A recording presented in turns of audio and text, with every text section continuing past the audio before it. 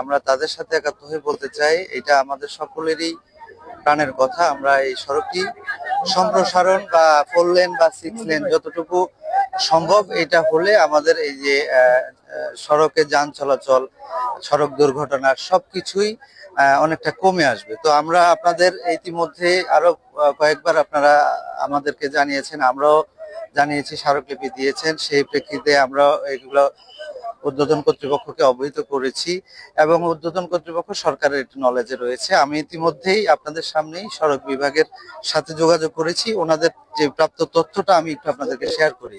বর্তমানে কি কার্যক্রম রানিং আছে এবং কিভাবে চলছে। প্রথমে হচ্ছে কক্সবাজার অংশ সড়কের জাঙ্গালিয়া হতে কালিছড়া পর্যন্ত এই 17টি বাঁকে 11.2 কিলোমিটার সড়ক পিরিয়ডিক মেইনটেনেন্স প্রোগ্রামের মাধ্যমে 22 ফিট থেকে 34 ফিট প্রশস্তায় উন্নতিকরণের জন্য ইতিমধ্যে দরপত্র আহ্বান করা হয়েছে।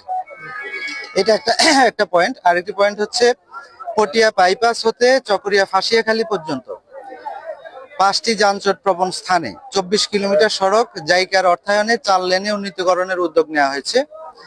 চট্টগ্রাম হতে কক্সবাজার চকরিয়া মাতাবাড়ি পোর্ট সংযোগ সড়ক পর্যন্ত 66 কিলোমিটার 2 লেন সড়ককে 4 লেন, 2 পাশে সার্ভিস লেন সহ উন্নীতকরণের লক্ষ্যে বাংলাদেশ সরকার এবং জাইকার অর্থায়নে বাস্তবায়নের জন্য প্রকল্প ইতিমধ্যে বিবেচনাধীন রয়েছে।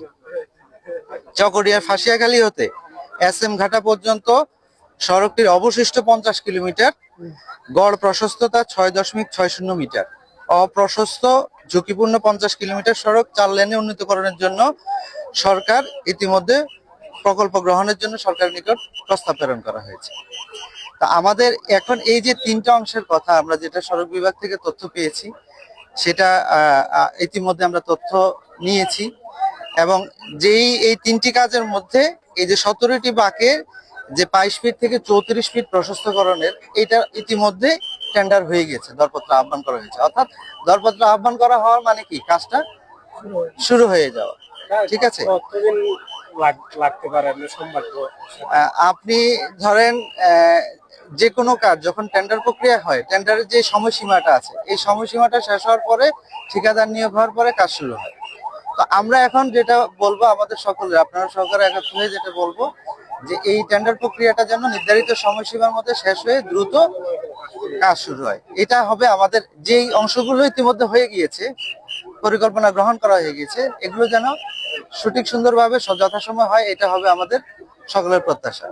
আর আজকে ধরেন আমরা আপনারা সবাই এখানে একত্রিত হয়েছেন, আপনারা জানান দিচ্ছেন, কিন্তু